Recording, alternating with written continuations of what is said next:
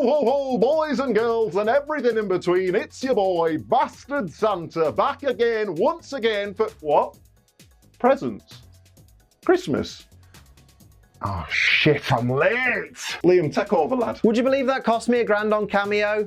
No? But who cares, because it's Christmas! So Merry Christmas, Happy Holidays to everybody. I hope you're going to enjoy this lovely bumper episode of Pokémon WTF Moments. Sorry there wasn't an episode last week. I was very, very ill. I try not to be, but I'm only human. Again, I try not to be human, but unfortunately, I'm stuck here, aren't I? Also, if you're watching this video as it goes live on Christmas Day, come and hang out after you've watched it in my Twitch stream, twitch.tv/AceTrainLiam, because I'm doing my annual 12-hour Christmas live stream. We'll be live till 1 AM UK time. Love to see you there, but we've got a lot to get through. So enough of this bollocks. Let's get straight into it. Oh, 2 episodes in 1. I can do this. I can do this. I can do this.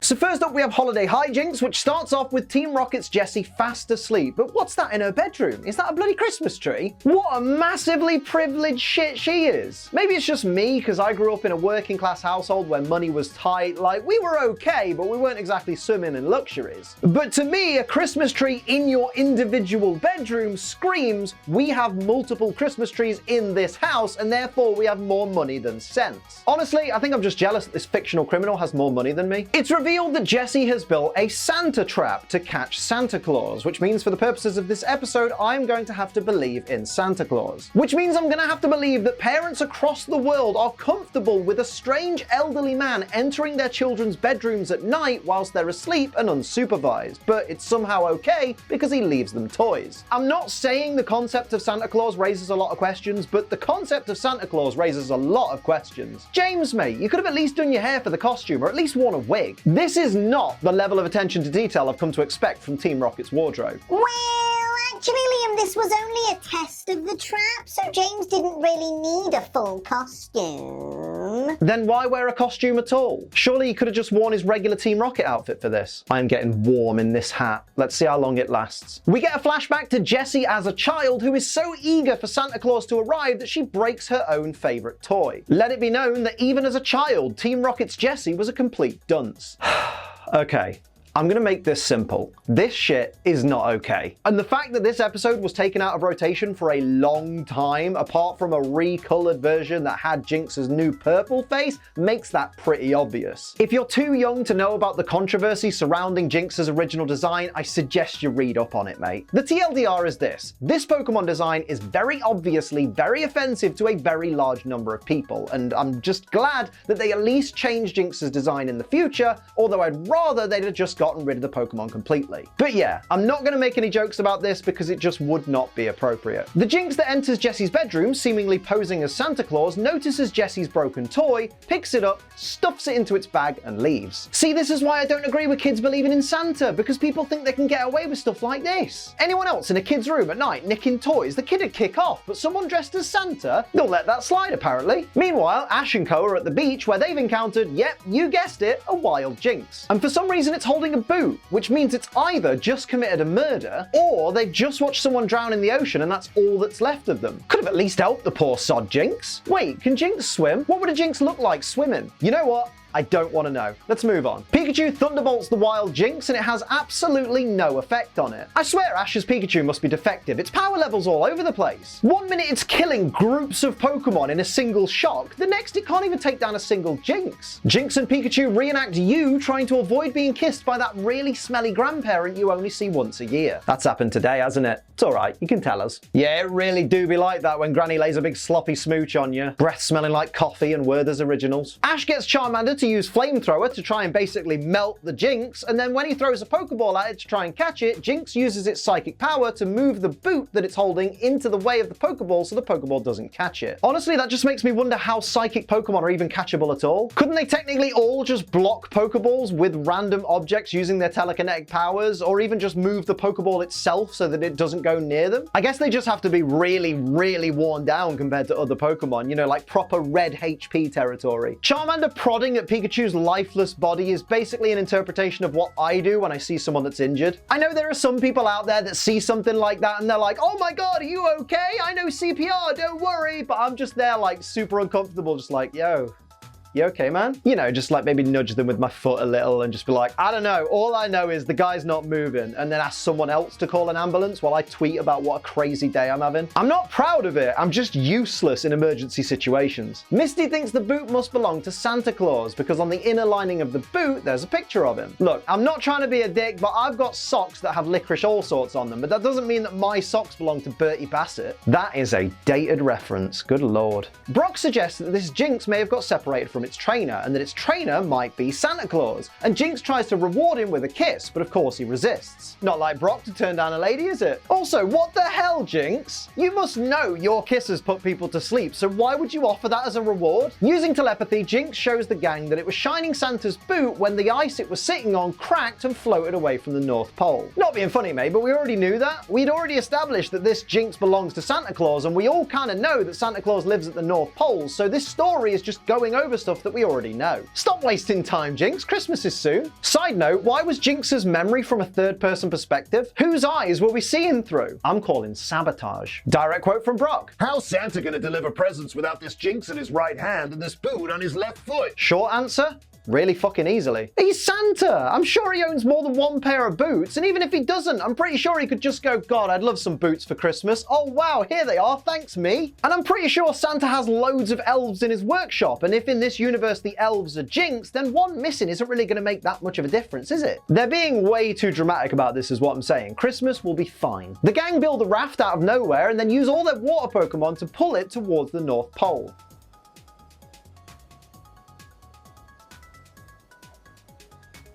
Oh wait, are you waiting for me to explain how stupid it is that none of them are prepared for the sub-zero temperatures they're going to experience at the North Pole? Like, Misty is legit wearing Daisy Dukes and a crop top, for God's sake. Truth is, I don't need to tell you how stupid it is. It's bloody obvious. Another obvious thing is hitting the like button on this video really helps out this channel. So if you get us to 50,000 likes, that'll put me right in the Christmas spirit. It is Christmas after all. Take 2 seconds out of your Christmas day to like this video, and also hit subscribe if you're new so you never miss an episode of WTF Moments or anything else on the channel. Oh my God, Misty was nice to Psyduck. I think she might be ill. I figured she'd catch hypothermia on this trip, but not this quickly. She's bloody delirious. When the guys wake up from a random nap, Brock panics that they may have been drifting off course, and then it turns out that all the water Pokemon are knackered but didn't actually tell anybody, so they all thought they'd just chill in the water whilst the raft floats off course. Not to mention when Ash and Misty tell them to go full speed ahead, they do, which means they were literally just slacking off. What a bunch of water-type dicks. They emphasize that Staryu is absolutely cream-crackered by the fact that its gem is flashing, but Starmie's gem isn't flashing, so is it still good to go? Ash gives the water Pokemon a break by jumping into the water and pulling the raft himself.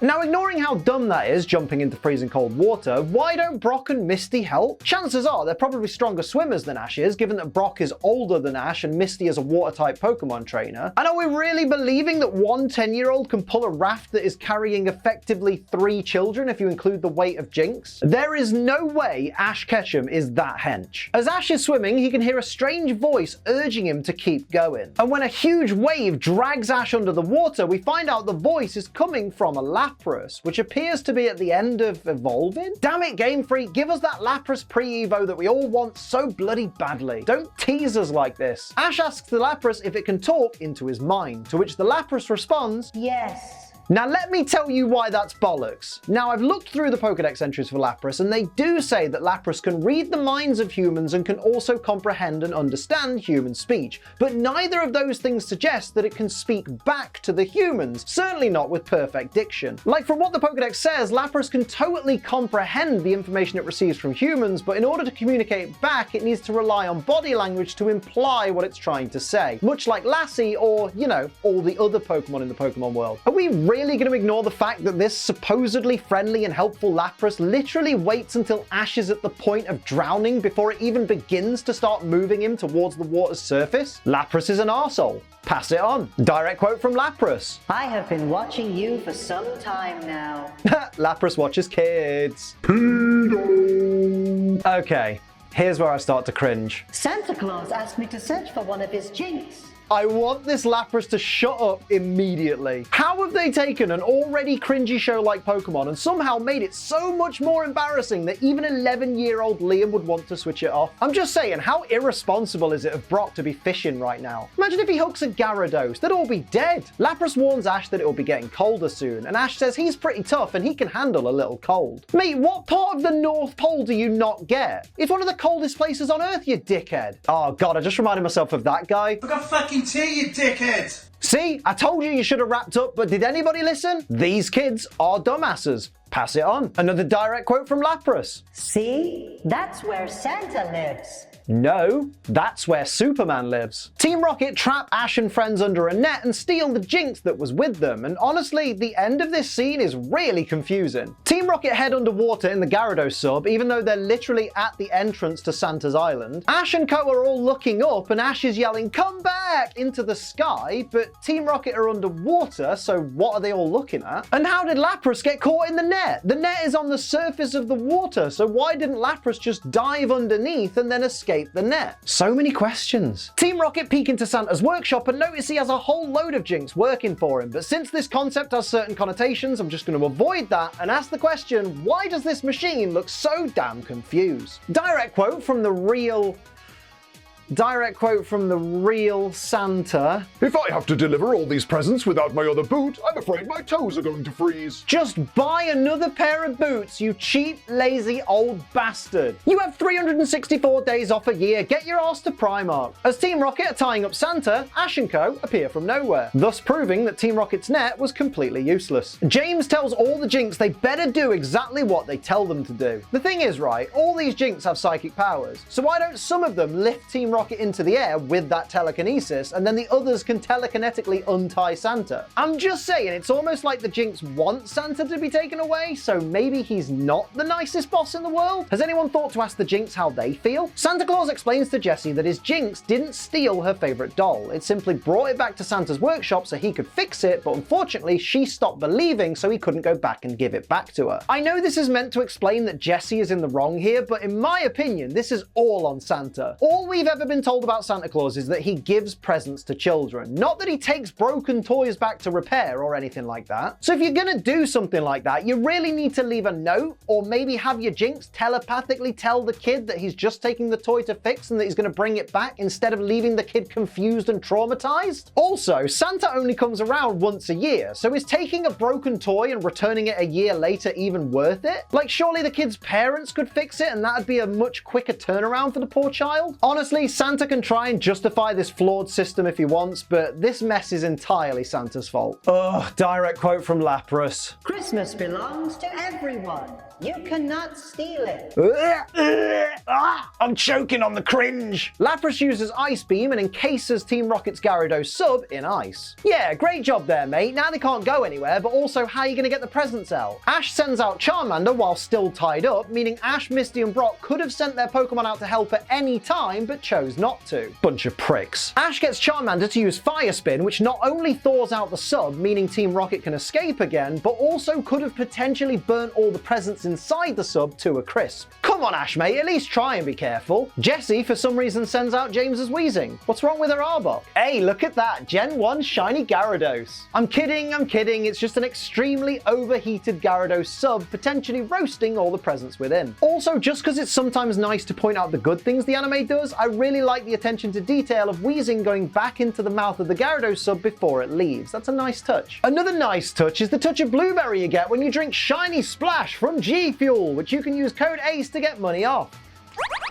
Honestly, that is bloody lovely. Also, I'm considering every use of code ACE that happens today to be a Christmas gift from you guys to me, since it does help out the channel. So thanks in advance to everybody that uses code ACE on this lovely, wonderful Christmas day. Santa tells all the Jynx to use their Psywave to drag the Gyarados sub back to shore, which I'm just saying they could have all used from the get-go. It's a really big hole in this episode's plot that the Jynx don't use their psychic powers to stop Team Rocket until the very end. After the Jynx have shaken all of the presents out of the sub, sub, which is weird because you would have thought that the presents would have been in a sealed, watertight section of the sub, but sure, they just blow the fucker up. Look, I know Team Rocket are thieves, but is execution really your go-to response, Santa Claus? As Ash and co stand next to Santa's sleigh, Santa turns to them and says, "No reindeer." "Santa, mate, this is the Pokemon world. What a reindeer." You know what? It's Christmas, so I'm not even going to question the flying ponyta. We have a direct quote from the narrator. "Well, this is one Christmas our friends will never forget." Yeah, given the PR nightmare Jynx's original design caused for Pokemon, it's probably best our friends do forget it. The episode ends with Team Rocket laying in bed waiting for Santa to come, which is a bit of a weird thing to expect when you've literally just tried to ruin Christmas for the entire world. But then a Jynx appears at the window and sends them all to sleep with a lovely kiss. Although I'd like to think there's an alternate ending where Jynx just flips them the bird and tells them to go fuck themselves. Now, you lucky beggars, there's another episode, and I know some of you are out there thinking, Well,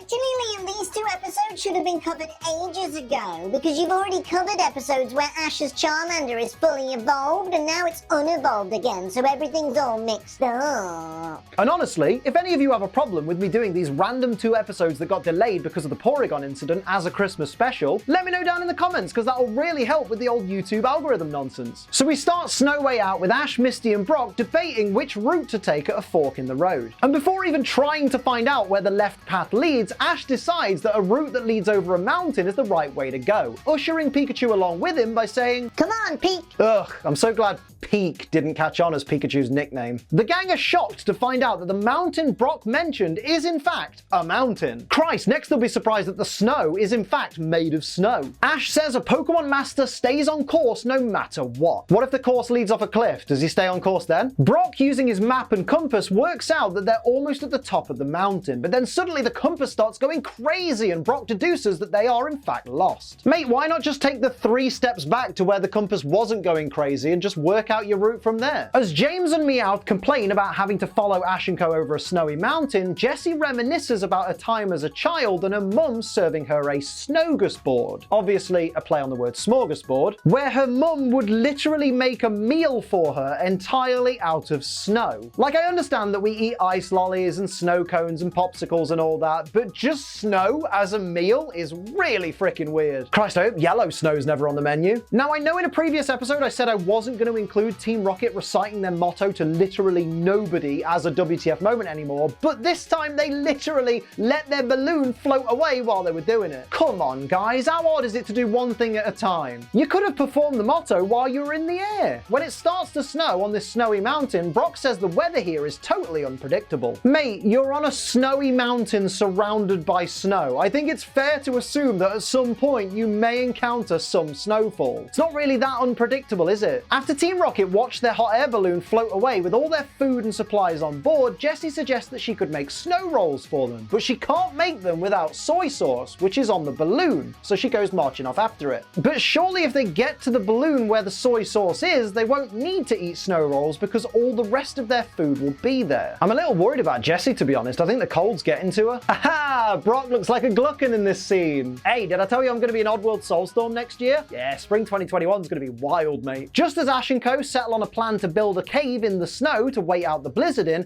Pikachu gets swept away by the strong winds. I'm just saying, if you'd have evolved him into a Raichu when you had the chance, he'd be 24 kilograms heavier right now, so he probably wouldn't have been blown away by the winds. So this is really on you, Ash. Bloody hell, Pokemon, as if having Pikachu swept away by a blizzard isn't dramatic enough. You have Ash find him dangling precariously from a cliff edge by a single paw? Dial it down, lads, this is a kid's show. And then you have him fall a bit but grab on just a little bit further down? Stop this, lads, my art can only take so much. Okay, real talk, why does Bulbasaur only send down a single vine to help Pikachu? Practically every time we've seen Bulbasaur rescue someone with its Vine Whip, it's always sent down 2 vines to the person or Pokemon, wrapped them around it to keep them safe, and then hoisted them back up. But with Pikachu, it just sends down a single vine, doesn't even wrap it around Pikachu, just expects Pikachu to grab it. Seriously, I reckon Bulbasaur is pissed that Pikachu is Ash's favorite and wants him to fall to his death. So Pikachu slips and goes tumbling down the cliff as Bulbasaur feigns surprise, like, oh no, I can't believe my single vine that wasn't even wrapped around Pikachu's body couldn't save him. Bulbasaur's a murderer. Pass it on. Suddenly, Bulbasaur sends out both vines and catches Pikachu mid-fall, and it's all clear to me now. Bulbasaur saw a chance to play hero and win over Ash, and he took it. Bulbasaur, mate, that's Pikachu's life you were toying with right there.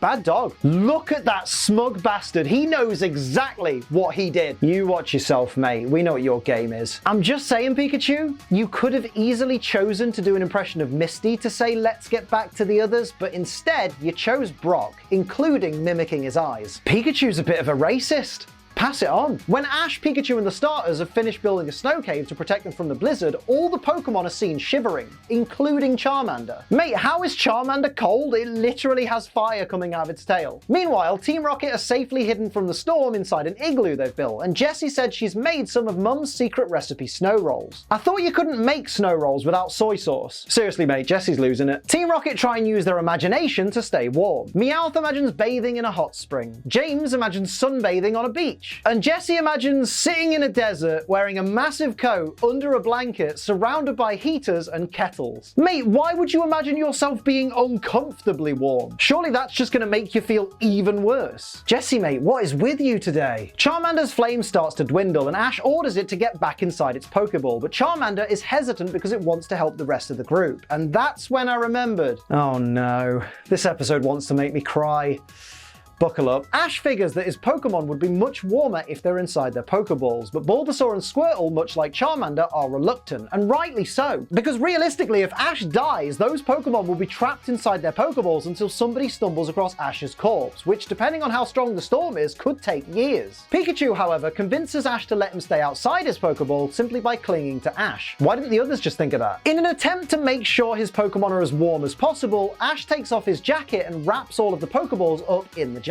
Mate, honestly, I think they'd have been fine where they were. They were pretty close to your body when they were attached to your belt anyway, so I think your body heat would have kept them warm. Really, all you've done here is increase your chances of dying. The entrance to the snow cave breaks open, allowing all the cold wind to get into the cave, and instead of hurriedly trying to seal it with more snow, or maybe even getting the Pokemon back out to try and help you seal it, Ash decides to seal the hole with his back. These are the actions of a boy who simply wants to die tonight. Direct quote from Ash. It's so cold! What did you expect? It's bloody snow. No, Pokemon, stop using tears after cloudy weather. You can't keep throwing that piece of music out willy-nilly. You know it makes me cry instantly, and it is not fair. Honestly, play that at my funeral. I want people in floods of tears when I'm gone. Whilst Ash is desperately begging Pikachu to get back into his Pokeball, all of his Pokemon, including Pidgeotto, break out of their Pokeballs to surround Ash to try and keep him warm. Honestly, it's a beautiful, touching moment. Hang on.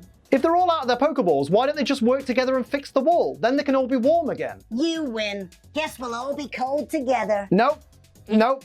I'm not going. I'm not going. Oh, and speaking of being together, just a quick reminder of something I mentioned earlier in the video. When this video goes live, I will be in the midst of my annual 12-hour Christmas live stream over on twitch.tv/AceTrainLiam. Come and hang out over there. It'd be lovely to see you there. It's Christmas. Come hang out. It'd be really fun. Brock and Misty find Ash in the morning and instantly brag about how they spent the night in an underground hot spring. Imagine nearly dying of frostbite and hypothermia, and then you see your mates in the morning and they're all like, Man, last night was so great. We were so comfortable. I bet they even forgot Ash was missing until the next day. Arseholes. It turns out Brock and Misty also found Team Rocket's lost hot air balloon, and of course, naturally, they steal it. This means that in this entire episode, the only characters that commit a crime of any kind are the protagonists. That's not very protagonisty at all. So this episode ends with Team Rocket in a hot spring, too warm to stay in, but too cold to get out. And I can't help but think all hell's gonna break loose when one of these three needs to poo. So those are my WTF moments for Holiday Hi-Jynx and Snow Way Out. Let me know your favorites down in the comments, and any that I missed, like, share, and subscribe. Head over to twitch.tv/AceTrainLiam right now for my 12-hour Christmas live stream, and of course, use code ACE for money off G Fuel. But until next time,